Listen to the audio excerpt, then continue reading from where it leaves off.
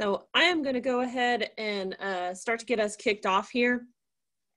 We are going to be recording this webinar this morning, so I just hit the record button. So now's the time to not make any weird faces or make them for posterity. We will be posting it on social media. But it's a real pleasure to have you all here. I'm Julie Blaylock. I'm the president of the Farragut West Knox Chamber. We've been doing a bunch of these webinars the last few weeks, and this particular series is going to wrap up in another week or two with a part 3, but I'm really excited about this part 2 session because we're talking about risks and rewiring your rethinking and reopening. If you guys have been watching the chamber, you've been seeing us reopen a lot of businesses around town, and that's really exciting for us.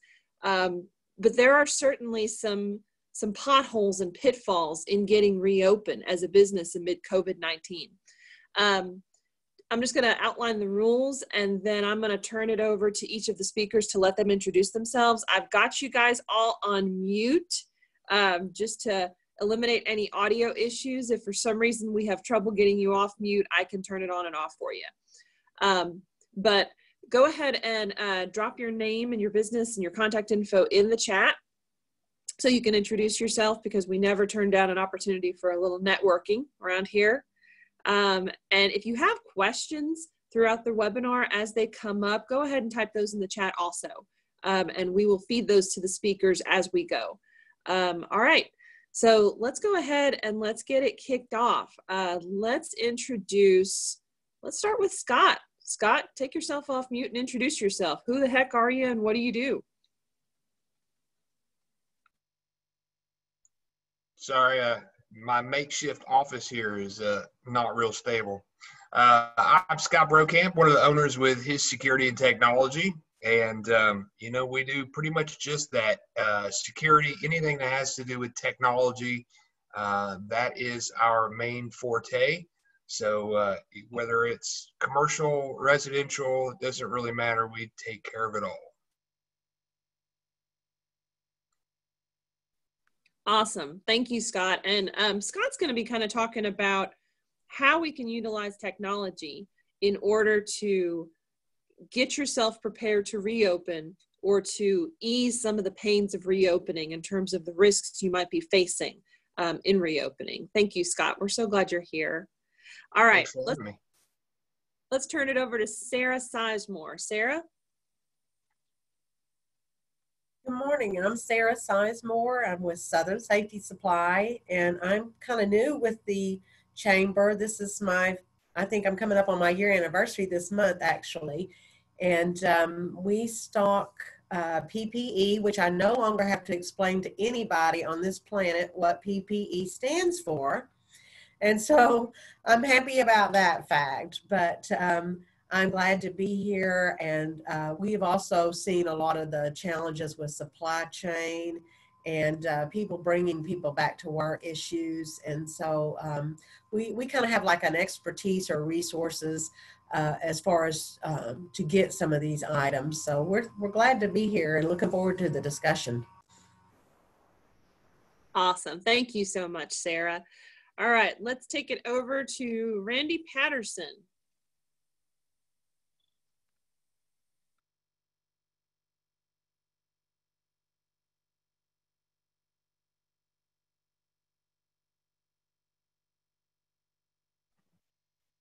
Good morning, everyone. Can you hear me? Great. I'm Randy Patterson. Thank you for inviting me. I'm an employment lawyer with the Baker Donaldson firm, an old Tennessee firm with 21 offices across the Southeast, about 750 lawyers. My practice is predominantly labor and employment, some general litigation. This COVID situation has produced some very unique challenges in the legal community as well as for employers. So, you know, hopefully we can address some of those today, and if not, give you a generalized answer, reach out, and maybe we can get you something more specific. But again, thank you for having me. Awesome. Thank you, Randy. And we're going to send all the members a packet of the information and questions that the panelists answered before this webinar. It's going to have their contact information also. So if you have questions or things that follow up, the reason we're doing this is so you have local resources right here in Knoxville that you can follow up with. So we're grateful to you, Randy, for being here and lending your legal expertise and mind to us. All right, last but certainly not least, Mr. Matthew Bryan, covering the insurance side. Hey, good morning. Matthew Bryan with Bryan Insurance Group. We're, like Julie said, we're right next door to the chamber in that real pretty building that nobody knows what the heck it is, right on Kingston Pike across from Ingalls here. And you all are welcome to stop by. You all need to stop by. It's a beautiful place designed by the guy who owns it, Chris Malone. We've got an office in Maryville. We're right next to the courthouse downtown, 214 Ellis Avenue there. And primarily I do commercial insurance for our business clients and prospects, but we do home, auto, life, long-term care, DI, and we're independent. So we're kind of on the same side of the table as our clients, and we are, as I like to say, we're agnostic when it comes to the insurance companies. We do what's in the best interest of our clients. We do that well. We represent probably 20 plus great companies. You know, some of those are Erie Insurance, Auto Owners Insurance, Westfield Insurance, Safeco, MetLife, Progressive, Kentucky National, State Auto, Travelers. So we like to think that we can help just about everybody. Even if you've got a poor driving record, we can help you. And so my role here this morning is to kind of talk about getting people back to work and how does that relate to insurance and COVID, and I'm happy to do that. So thank you. Awesome. Thank you for being here. All right, guys, we're going to launch into our first question. We've got 5 live questions to present to you. And the way we're going to go about it is we are going to present the question, and I'll go in random order between the 4 panelists. I might change it up. So, you know, feel free to play off of each other. It's actually really helpful when attendees can hear you reiterate some of what your colleagues are saying, because I know that I'm one of those people where I don't need to hear it once. I need to hear it about 5 times before it sticks in. So, all right. So here's the first question. How does a business owner or a manager, whoever's in charge of policies and procedures and protocols at their office, their business, where do they start to figure out what needs to change as they get reopened in what we've been calling the now normal? Let's kick off there. And let's go ahead. Let's start with Scott. Let's take it over to you. Well, you know, I know that's a term that keeps going around, is the new normal or the now normal. And, you know, I'm one of those that I think this is just what we're dealing with today. I don't like calling it the new normal because I think we're going to get through this, right? So I want to put a positive light into this. You know, we're just going through a moment in time, and we're going to get to the other side. But I think we've all had to be mindful of the facts of how do we protect not necessarily just our employees, but others that we come in contact with. And so it's going to be a matter of listening to obviously what the CDC and the governor and the legislative members have to say about how we need to function and operate, but making sure that we're having good-hearted conversations. Because what I've learned from a few of our employees is that they're in situations that, even though they're not an at-risk person, they may be dealing with at-risk individuals in their home. And so I think as a business owner, this is a great opportunity for me to expand on my relationship personally with my employees and finding out how I can better help them to make sure that as we get back to doing normal business, what type of precautions and things that we need to do. You know, I think like everybody, we've made sure that we've made some changes. The office is now back open for us, but making sure that we have PPE equipment available for when a customer comes in if they don't have it. But honestly, the biggest thing for us is asking a lot more questions, being more communicative than probably what we typically have been. Yeah, we've come back to that point a lot, Scott, and I'm glad you brought it up. Communication is key, and I think a lot of us are learning that we thought we were good communicators before, but we're really having to develop those skills now. So I'm glad you said that.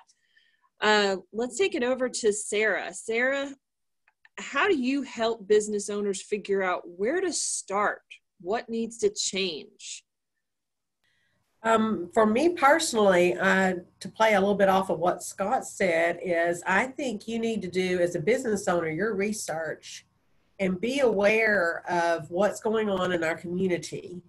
I get a daily coronavirus watch that tells me the numbers. Yesterday we had 503 cases, up from 494. It tells me the testing sites. It tells me that Tennessee is one of the only few states to provide free testing.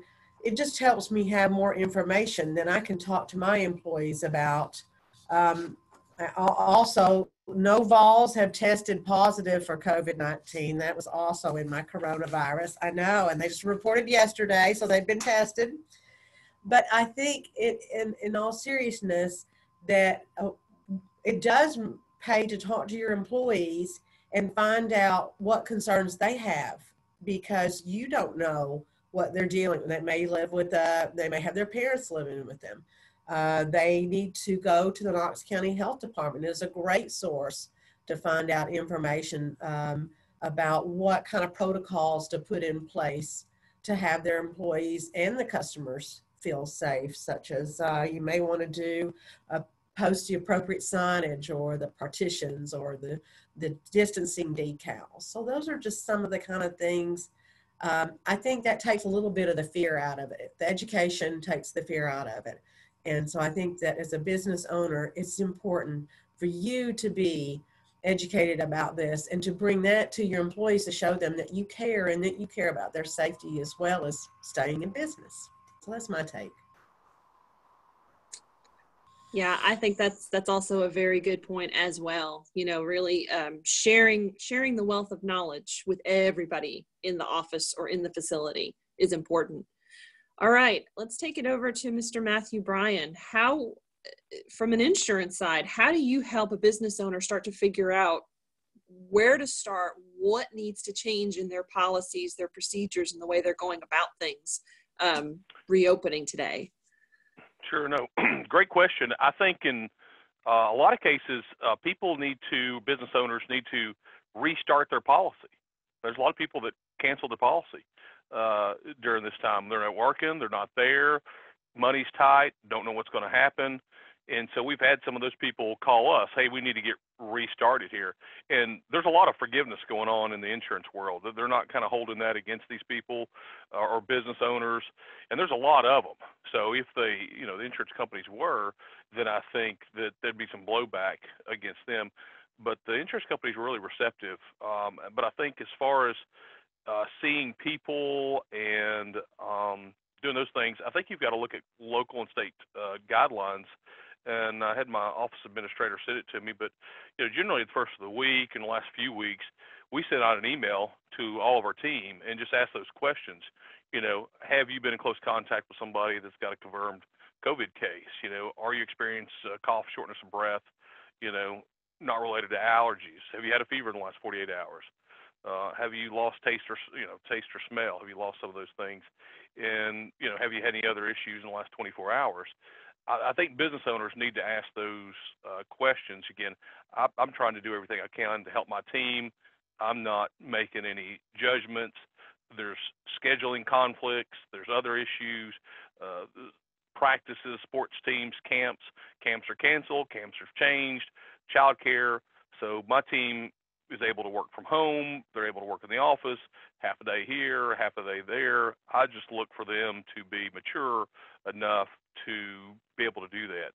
And as far as the insurance goes specific to COVID, as it relates to business income, which seems to be the large question, I don't see a large change yet, although you'll see some of the language in the policy get tested in court. And there may be some carriers that were too vague, and they might have some claims on their hands in some cases. And then in others, it's pretty specific. You generally, business income is not a covered peril as it relates to, fungus and disease. And it's specific in the policy, and the insurance companies don't charge for it. So there's no consideration on their from their standpoint, and hard to force them to cover it. And they don't have that kind of money. So if everybody wants to pile on and go, oh gosh, insurance companies should cover all this, they'll just bankrupt them all. They just don't. They have a lot of money. Insurance companies, that's kind of their business model, is to hold cash and reserves, but they don't have that kind of money. And so, you want to be cognizant. You don't want to open yourself up to claims. And I think we've also seen with just some of the things that are going on online, be really, talk to your staff about what they are saying online. If they say something stupid about COVID online, it could reflect your business. If they say, something that might be countercultural as it relates to, some of the protests that are going on right now, you got a problem. I mean, you've got a problem. University of Tennessee just didn't let a student into school because of some of the things she said. There's other businesses that are letting people go. There was a nurse at Blunt Memorial Hospital that had an issue. Be positive. If there's any one thing that you can do online, be positive. Show the pictures of your kids. Be positive. Talk about the community. Talk about Chamber of Commerce. Talk about how we're supporting one another. Talk about other business owners. Add value. Everybody has a different opinion, and thus, nobody's wrong. So you're not going to change anybody's opinion. What's that old saying? Opinions changed against their will, or of the same opinion still. You're not changing anybody's mind. Be positive. Let's talk about the good things. So get back open. Think about your policies. You need to make sure that you've got things started back up, workers' comp policies, business owners policies. But there's a lot of things to consider right now, and I would defer to your attorney and to other local people who can give you those guidelines. But do use that. If you're a business owner, send out that guideline to your staff. And I may have overstepped my time, but that's where we're going. No, you rolled out the red carpet for Randy. And we definitely don't want you insurance people to go out of business, Matthew, not at all. But, that's an interesting point about the vague terminology in some carriers' policies and things. That's going to be interesting. All right, Randy, the floor is yours. Matthew laid it for you. Absolutely. Thank you, guys. You're making it much easier going last. Really, we probably don't need another question, Julie. We could do the whole session on this one question. And let me just go back and hit a few things, and then I'll throw out some original thoughts on it. Sarah, Scott, Matthew, you guys all nailed it with communications. I think it's so important to talk to employees, let them know what's going on, let them know what the expectations are, and hopefully shape what the new norm will be. And I think at this point, we're all kind of waiting to see, both from a business and a legal perspective, what the new norm is going to be. The working remote issue is, I think we're going to see way more of that. We're going to see businesses adapting more to that. I know for years I've been happy to carry my laptop when I travel for short trips and, a couple of days, but I've been working remotely since March 1st. And it's given me the confidence to do what I thought I probably could do, but had been untested. So from a business perspective, does it make sense maybe to reduce brick and mortar and to allow more employees to work remote and have common work areas rather than dedicated offices? I don't know, something to look at. But communication is awfully important. On social media, I think, again, Matthew nailed it. Look at what your employees are posting. But one word of caution: don't try to friend someone or go into their private areas if you're going to see, if it's for the purpose of monitoring. Anything that is in the public domain, publicly posted, is fine, and I think that's a great place. Good point about kid pictures. Mine is mostly hiking and dogs, so my Facebook page is boring. From a legal perspective, some things that I think you maybe need to look at: evaluate all of your policies. I mean, a good business is going to have a policy manual with things like an EEO policy, your sexual harassment and things like that. Look at them and consider whether they need to be revised and extended to accommodate more of the remote working and the greater social media connection. Look at your social media policies, see if they're properly defined, what folks can and can't do. Communicate expectations with regard to return to work. I think Sarah And Matthew pointed out that, maybe we ought to have employees fill out questionnaires on exposure and temperatures and things like that. It's fine to take their temperature with a non-touch thermometer as a condition to return to work. Maybe even put into place a brief training exercise or video that they're required to watch on social distancing and maintaining appropriate contact, use of personal protection equipment. I guess one of the thing, and I believe Matthew brought it up, is it's a little off topic with the COVID, but right now we've got some social stressors that are very unique to businesses. Now is a good time to have conversations about race relations and respect in the workplace, and maybe reassure your employees that as an employer, they're all valued and they're all important and they're all being listened to. So with that said, maybe we can come back and hit some of these others as we go along, but thank you.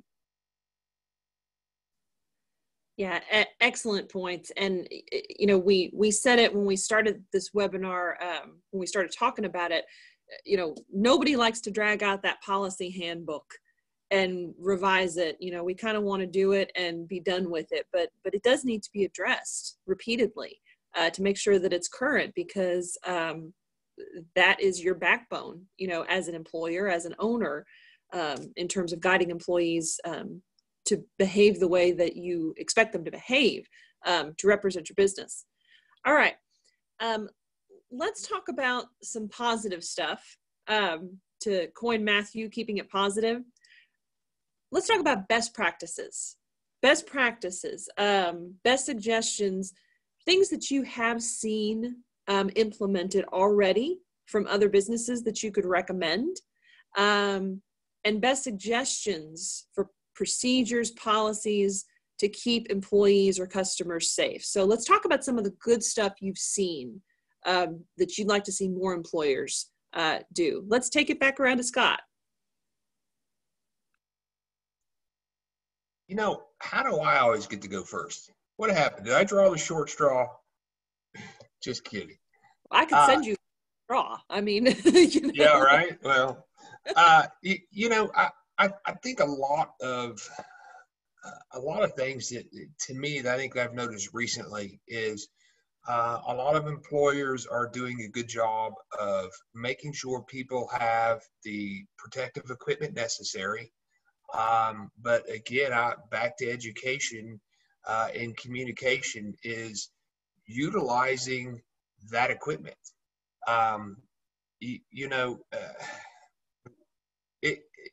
The understanding that being positive, as Matthew said, is that necessarily it's not about me. It's not about making sure that I have masks and gloves and booties on to keep me safe.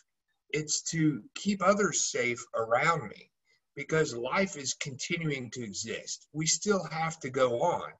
And there are a lot of people in our communities that we come in contact with that are much more susceptible, who are immunocompromised, et cetera, on down the list. And so a part of what we're doing is to provide that level of safety. And so, I've been a few places and see people, they're using their protective equipment, but then they forget how to dispose of it, or they forget what to do with it when they're done, And so, again, I think it comes back to some conversation. I think we're making a great first ditch effort, with PPE, but again, it doesn't do me much good if I wear my gloves and go to the store and walk out the store and then, touch somebody on the way out. So I think there's some pieces that we need to be mindful of in having those conversations. Like Sarah said, educating ourselves and making sure that we can express that back. But on the positive side of life is it's great to see people who are actually taking positive measures and being aware of the fact that, again, it's not about me. It's not about us. It's about trying to make sure that we're providing a safe environment for all that we come in contact with. And so to me, I think that's the biggest thing. And then just simply, in this time with everything that's going on, as business owners, we have got to make sure that we're being more positive in providing more of a positive message to our employees and to those that we come in contact with. Again, I'm just a firm believer. It's not about me. It's not about me. And Matthew said it best. Let's be positive. Share some love. Share some joy, and let's again, this is a bump in the road. We're all going to work through it. I don't know that we're going to have a new normal. Again, I just feel like this is a pothole that we're going through, and we're going to get through it. But if we've got to do it together. That's what I see. Everybody's trying to bind together. Yeah, I think positivity is the biggest thing that will carry us forward and carry us out of this, because it was pretty dark there for a while. The weeks that all this was going on and things were shut down. Well, let's take it back over to Matthew. Matthew, from the insurance side, or just as a business owner yourself, what are one or two best practices, good things that you've seen implemented that you think other businesses could stand to benefit from? I think it's specific to each person's business or practice, but what we're doing is kind of a one person at a time. If we've got a client that's coming in to see us, we're trying to do that one at a time. We're also watching other businesses, who's doing things well. I was making a mental note the other day of some large retailers who I thought were doing things really, really well. Costco, for example, they're just doing it right. If you just go watch their interactions, that's why they're the top in the country. And then I saw a couple other retailers. I was like, yeah, I probably don't want to go back there again. But, one client at a time, cleaning up after, each person. I don't think that you got to spray the people while they come in the door, which I've seen people a little aggressive. If you go to some of the restaurants, people are like kind of cleaning while you're sitting at the table. And it's like, yeah, I just don't know that you have to do all those things while I'm sitting right here. Just wipe it down real good when I leave before I sit down. But I've seen that. I was looking at my notes here. I think asking those questions, some of your clients, again, how close are you? How close is your contact with your customers? It was really funny that throughout the whole deal, Home Depot, Lowe's, Walmart were wide open and as busy as you can get. And my wife works at the hospital, and she goes, we're the safest place you can go. There's nobody here. I mean, there was nobody at Children's Hospital as they laid off hundreds of employees. But, you go to Home Depot, Lowe's, and they were backed out the door and down the aisles. And it's just, you want to be cognizant of what's going on. You want to be aware. Some people are more nervous than others, and be I guess, patient with some of those people that might be a little over the top, my opinion. But again, I'm not them. So they may be more worried than I am. Some people may have health issues you're not aware of, so you can't see it, but they walk and look just like you do, but they've got COPD, or they've got some, asthma, they've got a child with asthma. They're going to be worried. They just are. We've got to put that out there. So as a business owner, you got to be aware. If you need to wear a mask, wear a mask. If they want to wear a mask, the client does, and they're okay with you not wearing one, that's fine too. If they want to do something virtually, I think you've got to open yourself up to say, hey, look, we can do an online meeting. We can speak over the phone. I can have you sign these documents electronically, which we were fortunate. We were heading that way. Our insurance agency can essentially do everything remotely now, from signing documents to doing a presentation. And so, again, everybody's business is different. There's a lot of retailers that are really, they got to come in and touch it and feel it and see it. But I think just watching some of those best practice other companies, again, I don't like to reinvent the wheel, but I sure like to copy the people who've done it right. And I keep on using Costco as an example, but they've done it well. So again, one at a time, cleaning up after people. Where's your hand sanitizer? And as my wife would say, wash your hands. Just wash your hands. How's that? That works, yeah. In the nonprofit and chamber industry, we have a phrase, R&D, which means rip off and duplicate. And I think that's true of a lot of businesses. So yeah, watching what others are doing around you and then just borrowing what you think could work. Randy, let's take it over to you. Can you give us just one or two best practices, some things that you have seen some of your clients maybe do really well that other businesses could stand to benefit and learn from?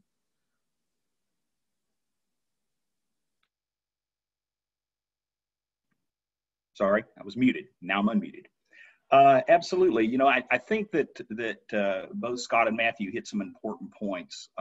You know, communication is the big thing. Look at what is working and what isn't, but keep an eye toward potential liability. I mean, at this point, nobody really knows what body of law is going to come out of this COVID situation. I think for business owners, we've got to be mindful of the same standards that we would have in a non-COVID world. And that is our potential liability for negligence. You know, is there a duty? Yes. Is there a breach of the duty? Yes. Is there an injury? Yes. Was the injury caused by the breach of duty? So those are your kind of four standards. So as a business owner, you want to make sure that you're following patterns that would be considered responsible with regard to duties that you might have for the protection of your invitees, your customers or clients that come in. You know, another thing, and it's I think positive for business owners, you've got to communicate with your employees. One of the things that's kind of a quandary that I'm seeing, a lot of particularly lower wage employees are receiving more economic benefit by virtue of unemployment and the federal stipends than they actually were earning while they were actively working. So as employers phase back in, there's this lag in some situations of employees wanting to come back to work. So I think it is a hugely best practice. Again, back to the communication, make sure your employees understand where you are in the phase in, what's expected with regard to them coming in when work is available, and the potential for having those benefits terminated by the Tennessee Department of Labor if they decline available work. Not necessarily positive, but awfully important. Finally, on a positive note, you know, I think maintaining contact with your employees, let them know they're not alone. If you've got employees working remotely, have you know, a weekly meeting or a daily meeting just to kind of greet each other and talk about what's going on, and you know, even just 5 minutes so that they remember they're part of a bigger organization and keep things positive and on an upbeat. Yeah, absolutely. You know, and the issue that you talk about, the liability standpoint, that's a very important one, and one that we know a lot of employers are worried about right now. We've had the question in some previous programs about meritless lawsuits with regard to COVID. And the answer has been, we just don't know yet because we've never had to deal with this before. Okay, Sarah, let's wrap this one up with you. What's one or two best practices that you've seen some of your customers' clients, things they've done well that other businesses could copy? There's a couple of things that I've seen. The touchless delivery or screening delivery at construction sites, because they have to have their materials and ongoing job sites. They can't stop. So I've gone through where I've texted my point of contact, dropped the goods, and he comes to get them, or I've been screened at the guard shack before I'm allowed to enter. No signatures by the UPS, the delivery people. I don't make people sign their credit card receipts anymore. However, I have seen the little sanitized pens and unsanitized pen stations that I like that. I think that's a great method. And lastly was the dentist. I had to go to the dentist, and they had you sit in your car to call the office. They came out, monitored your temperature, so it was recorded in your chart. So it not only covered you, but them as well from a liability standpoint. And then they escorted you in. So I think those were some of the things that I've seen.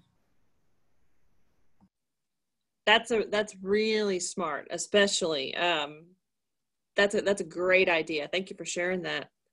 All right, we kind of smushed questions 2 and 3 together in the interest of time, so we're moving on to question number 4. I'm going to start with Scott because this is up your alley, so don't get mad at me. But the question is, what are your best suggestions for monitoring compliance with new protocol? So, you know, you've addressed your policy handbook, you've put new rules in place, you've communicated with your employees. As a business owner, you can't be there all the time. So how can they use technology to help monitor compliance and reduce liability, from customers? Sure. Well, of course, Julie, I could never get mad at you to begin with, but the advancements of technology, there's so many different things that we can do, as we've talked about having, doing pre-screenings and those types of scenarios. So utilizing technology with access control systems to be able to lock down the perimeter areas and make sure you're creating a flow or an entry egress point to where everybody must come through. The other piece is that, through video surveillance, analytics is a huge piece of what goes into video cameras and into video systems now. And so a lot of people are like, well, what exactly is analytics? And so, what we see now is there's a lot of defining measures that you're able to pinpoint or use as criteria. So for example, there are some software systems that will work to identify anybody that are in areas that are not practicing social distancing, and they can send alerts. Or if they're not wearing masks, it can send alerts. There's even some manufacturers have come out with some pre-screened kiosks that will do a quick temperature read and identify whether or not you have a mask on before you're able to get access. And so that ties into an electronic access control type of system that then if they pass the test, then they're able to get access through that door. Again, a lot of these things are, a lot of them are kind of new or a shift in some of the technology, which is the beautiful part about technology is you take a base and then we can adapt to it and expand on it to meet the needs of where we're at today. And so we are seeing those things. The reality of it is a lot of that stuff is expensive. And so when we look at it from a small to medium-sized business type of implementation is, and you can still utilize a lot of those basic features. You can utilize access control system to, again, make sure that everything is funneled through one particular place. I've heard of a business that went around and they basically locked down all the doors except for one door to make sure that everybody who wasn't following the proper rules would come into one particular door. The problem is now is they created a liability upon themselves because they took away the egress to get out of the place in the event of an emergency. And so, that's where an electronic access control system provides you that ability because it is tied in through facility systems to make sure that in the event there is, say, a fire, that door becomes accessible. But really, video is a huge piece.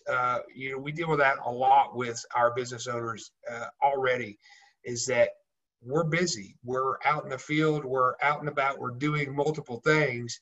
And there is a huge benefit for us to be able to kind of look in and peek in and see what's going on, or to be able to even look at backdated events that have occurred to be able to identify maybe what happened or what occurred.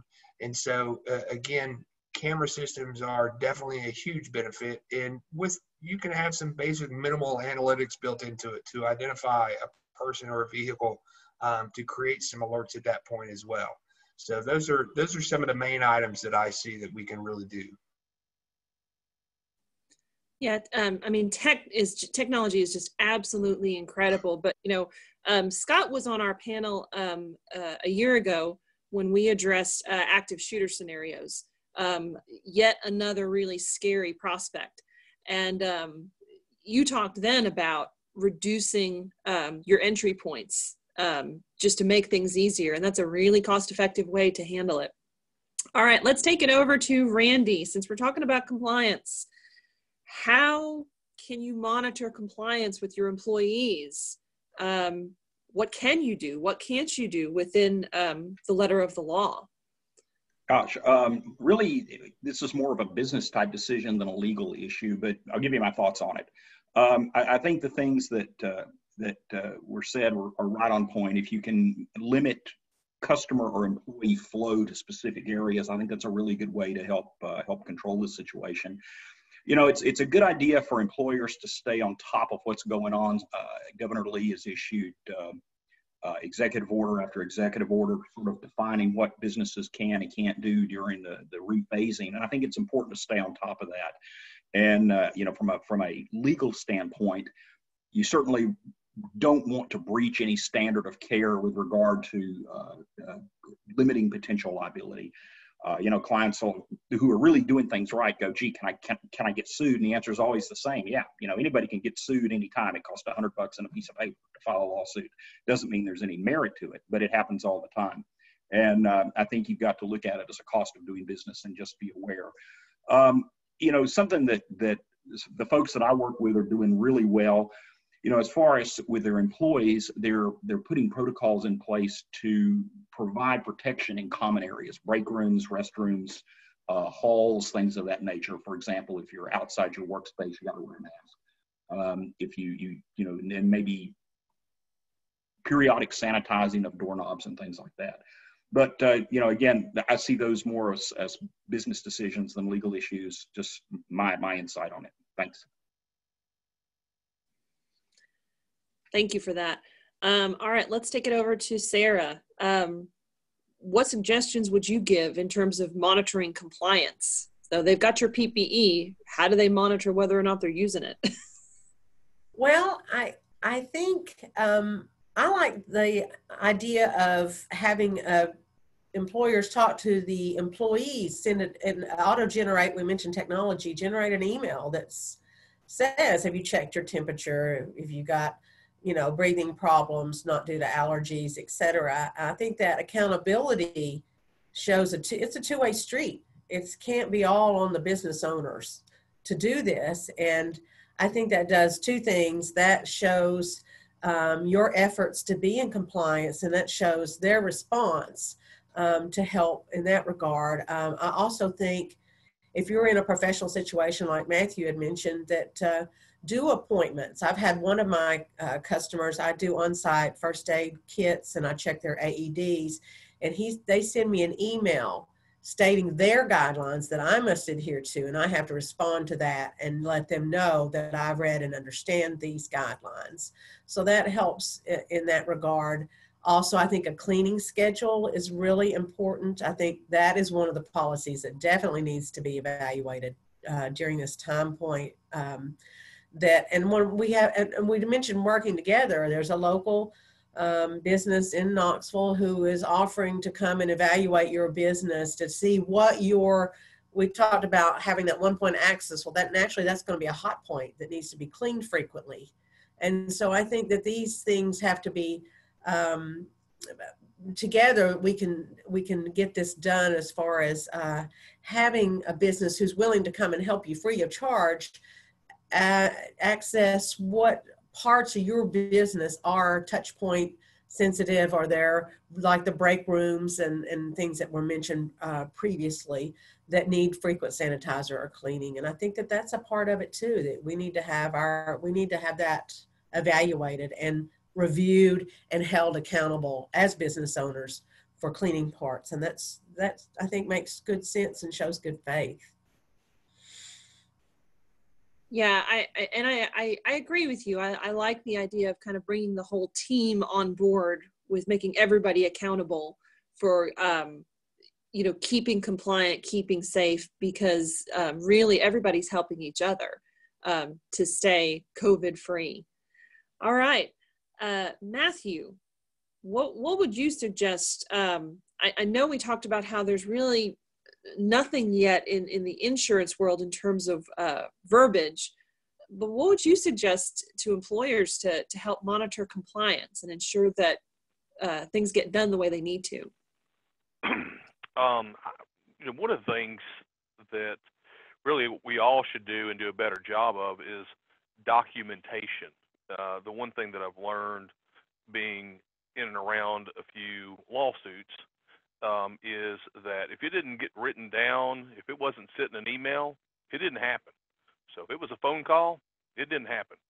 And so you've got to follow back up. You've got to send out, something to your staff, something to your clients, and you've got to put it in writing.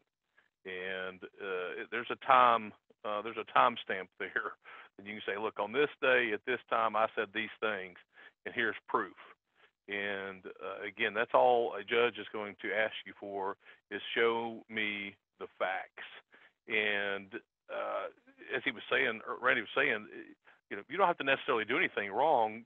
$100 and a piece of paper, and somebody can go file a lawsuit. This business did that, this employee did that. So documentation's key. I think updating, I think Scott maybe had mentioned earlier, but updating that employee handbook. We just updated ours as it relates to cyber policy, but again, we're doing a lot of things online. People are working from home, so we just want to have that documented. We're not saying anybody's done anything wrong. We're just saying, hey, look, just be careful, be cognizant of some of these exposures. But as you're starting back up, again, every business is different. Where are you on the reopening? If you haven't, reopened, then do a deep clean in the office.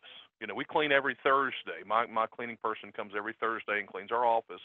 But before we open back up to my staff even, we did a deep clean. My office administrator plus my cleaning person went and cleaned the office, and then we scoured the area for every bottle of hand sanitizer or Lysol wipe we could find. We have a table loaded up. So if somebody feels uncomfortable, go grab that stuff, clean your area, clean your phone. Again, document, communicate, follow up, follow through. Seems simple, but I think if you write that stuff down in a policies procedures manual, even basic, it doesn't have to be fancy. We don't have to have it bound, even though we want to go support our local, UPS store or Kinko's, get things bound and cleaned up nice. But something simple, just communicate. Start with a Word file, type a few things up as to, hey, here's our policy as it relates, and we'll make this policy grow as things change. But I think doing those things to start, just get everything clean, get it open, and document what you're doing, communicate with what you're doing with your staff, with your clients or customers. Yeah, that's a really good point. Documentation is something that, again, a lot of us don't like. It takes time, but it's important to do it. All right, guys, by the clock, we have exactly 7 minutes until 10 o'clock. So we're on question 5. We'll have to move through it a little quickly. But this final question, I think, wraps it up nicely. We're in phase 2 in Knox County. We've got a couple more weeks to go. And then after that, phase 3. But eventually we're going to be wide open, we hope. So what changes? What's the number one change that you would recommend a business continue that will serve them well after all this COVID stuff has passed? Let's take it over to Sarah. I love this question. I think this is great. I think all of us have been schooled on having a plan B. I think that we have all been forced to rethink and pause and reset. As we talked about earlier, policies, all this kind of thing. And it's caused us to scramble. And I'm hoping that the takeaway is that we would keep some of these items that we've been forced to do or look at or think about in place. That we would become compliant with the Knox County Health Department, get our certificate of compliance, and be our COVID-19 response to show, again, I talk about partnership and two-way street, but I really do think that that's important for businesses to say, hey, we're willing to do what we need to do to be open safely. I think that proper signage, the partitions, I think these are things that are going to be with us for a while as well. And I think I'm looking at it as an opportunity to grow my business, because I know curbside and takeaway are two things that we talk about in our vocabulary that won't ever go away. I think it should be looked at as an avenue to grow our business, and that this causing of scrambling hopefully will help us do that in the future. That's how I'm going to look at it. The positive outlook that Matthew talked about earlier is that I would like to use this as an opportunity for us to have a plan B in place so we would not be caught off guard, and that plan B could eventually become an opportunity to have another avenue of growth for us. Yeah, absolutely. And I will say I've gotten a little spoiled by this whole curbside mess. All right, let's take it over to Randy. Randy, what's one change that you've seen that you think will or should carry on after COVID that would serve a business well? That's a really good question. And, I have to quickly reiterate one thing Matthew said is the documentation. And I should have spoken on that as well. It's so important. But as far as things are going to carry on, I think learn and adapt. Those are the big ones. Communication with the employees, anticipate the legal challenges that are going to come, because they are. As I said, there's a whole new body of law that's going to be created. So document the hell out of everything, avoid knee-jerk reactions. And, it's kind of a golden time as employees are being phased in.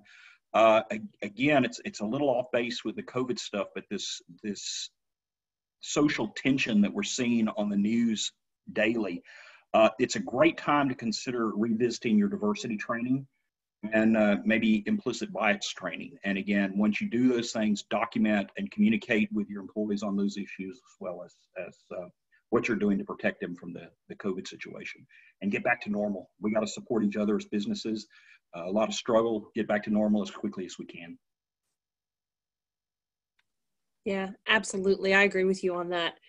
Scott, let's take it to you. We've got about 3 minutes left. What's one thing you've seen that's changed that you would like to see businesses continue on with after COVID?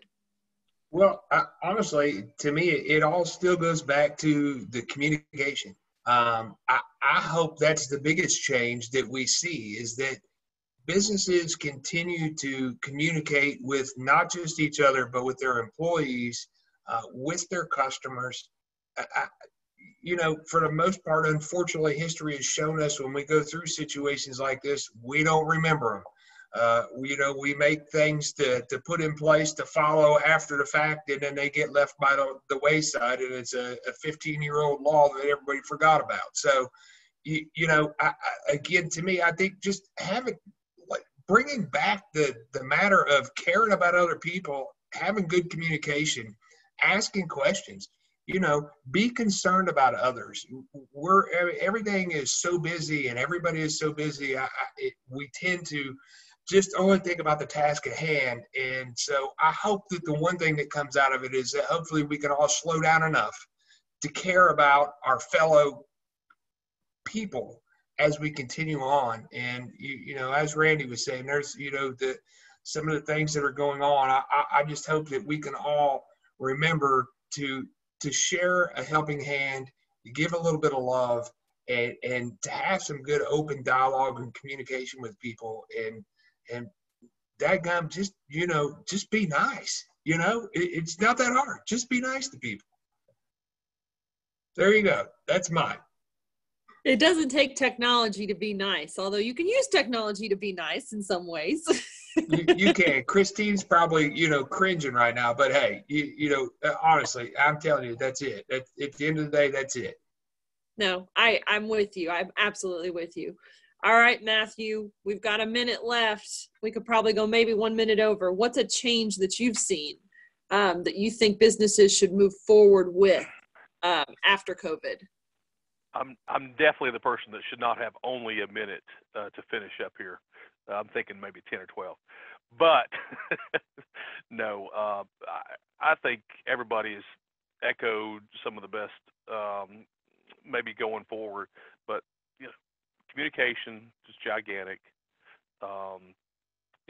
Being kind. One of the things my father always told me, and he was a former business owner, and he was the former mayor of my hometown for a little while.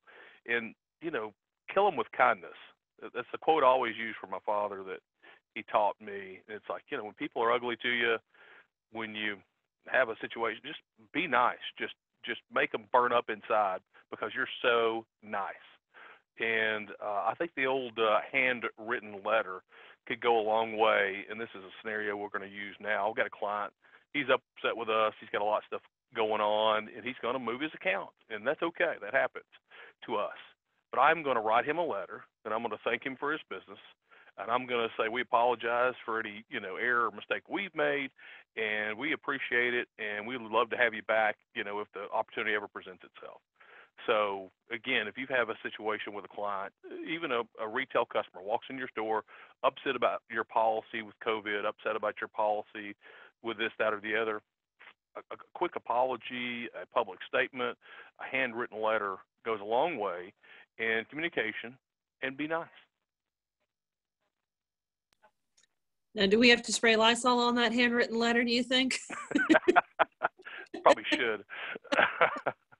No, I think, I think that it's 10:01. I think that's a great way to wrap up. And I love the fact that all of you in your respective industries are very much on the same pages with this. And what a testament of, vulnerability as a business. Nobody likes to admit when they've been wrong or screwed up, but it does happen. So I think, being patient, being kind, and just extending grace in this time and period is so important. All right, guys. Well, it is 10:01. We managed to get through pretty much everything. I want to thank you all so much for your time and your expertise. Again, everyone who's attending, who's a member, we're going to send you a packet with all of their contact information. So please reach out to them, if nothing else, to be nice and say thank you for this program. And we'll be sharing it on the Chamber's social media here in the next couple of days. So you guys can watch for that and cringe if it applies to you. But I appreciate you, and catch us for part 3. It should be here in another week or so. But thank you all. We're going to sign off. Have a great rest of your day. Thank you, Julie.